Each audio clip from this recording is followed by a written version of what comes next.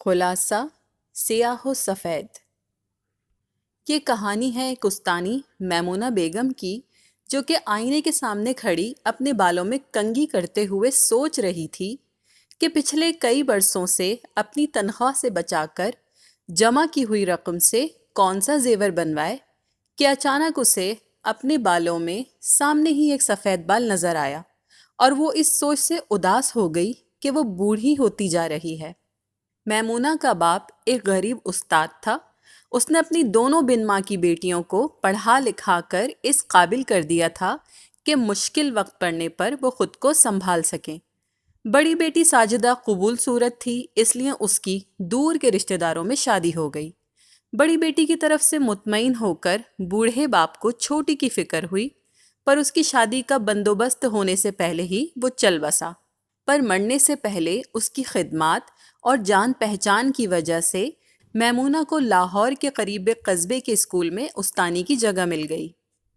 باپ کے مرنے کے بعد میمونہ اسکول کے بورڈنگ ہاؤس میں آ گئی۔ دن بھر اسکول میں بچیوں کو پڑھاتی اور چھٹی ہونے پر بورڈنگ ہاؤس آ جاتی۔ شروع میں یہ کام اسے مشکل بھی لگا اور اچھا بھی، پر 2 ہی سال میں وہ اس سے بیزار ہو گئی۔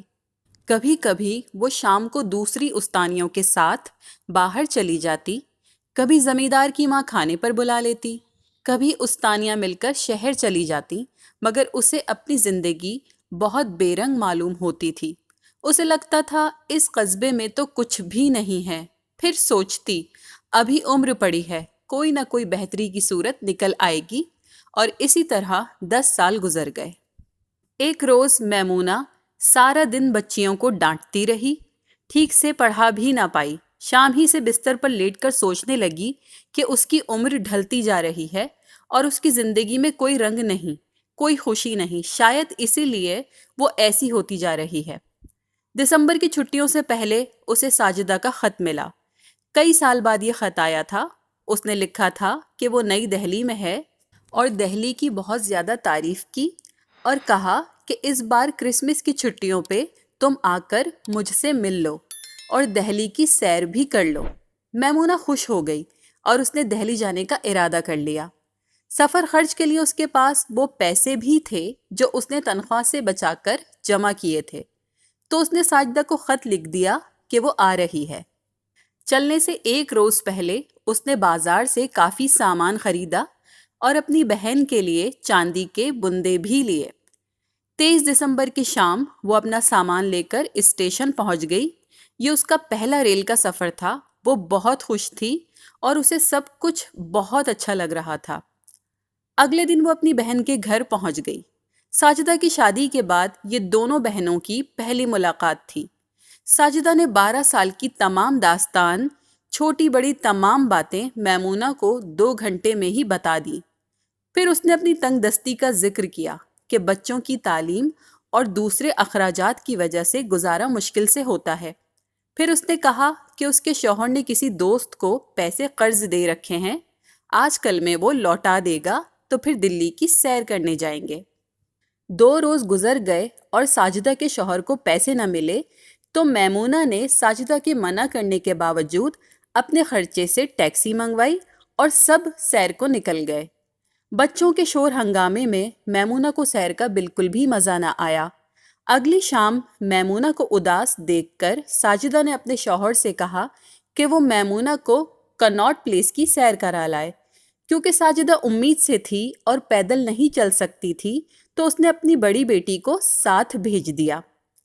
آج میمونہ کو سیر کا بہت مزہ آیا۔ اونچی عمارتیں، دکانیں، روشنیاں، ہنستے مسکراتے چہرے، سب کچھ اسے بہت اچھا لگا۔ اگلے روز ساجدہ کے شوہر کو کام سے جانا تھا۔ میمونہ اکیلی ہی سیر کے لیے نکل گئی۔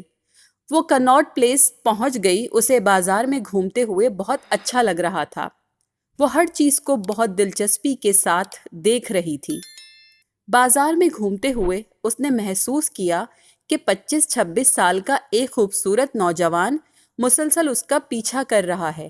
اسے لگا کہ شاید یہ اس کا وہم ہے، اس لیے وہ ایک دکان میں چلی گئی۔ کچھ دیر بعد وہ دکان سے باہر آئی تو وہ نوجوان ادھر ہی کھڑا تھا۔ میمونہ کو دیکھ کر اس نے سر کے اشارے سے سلام کیا۔ اس کی حرکت پر میمونہ بے اختیار مسکرا دی۔ پھر وہ گھر کی طرف روانہ ہو گئی۔ وہ نوجوان بھی گھر تک میمونہ کا پیچھا کرتا رہا۔ گھر کے پاس پہنچ کر میمونہ نے مڑ کر اس نوجوان کی طرف دیکھا اور پھر شوخی سے بھاگتی ہوئی گھر کے اندر چلی گئی۔ آج وہ بہت خوش تھی۔ اس نے خوشی خوشی سب کے ساتھ کھانا کھایا اور دیر تک سب سے باتیں کرتی رہی۔ اگلے دن وہ خوب بن سنور کر پھر سے سیر کے لیے نکلی اور کناٹ پلیس پہنچ گئی۔ کچھ دیر پارک میں بیٹھی، پھر دکانوں کے چکر لگاتی رہی، پھر ہوٹل میں چلی گئی۔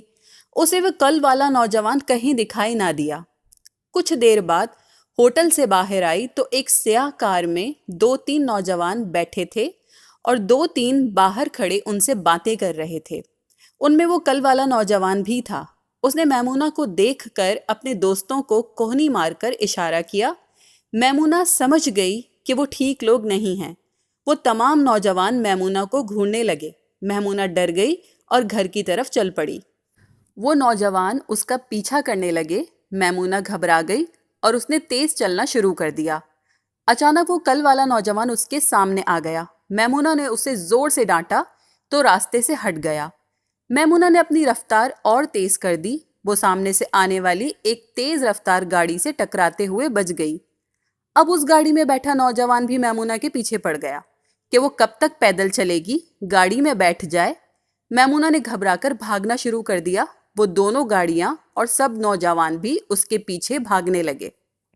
میمونہ ان سب سے بچتے ہوئے بدحواسی میں گھر کی طرف بھاگتی رہی اور آخر کار وہ گھر پہنچ گئی اور گھر میں آ کر صوفے پر گر گئی۔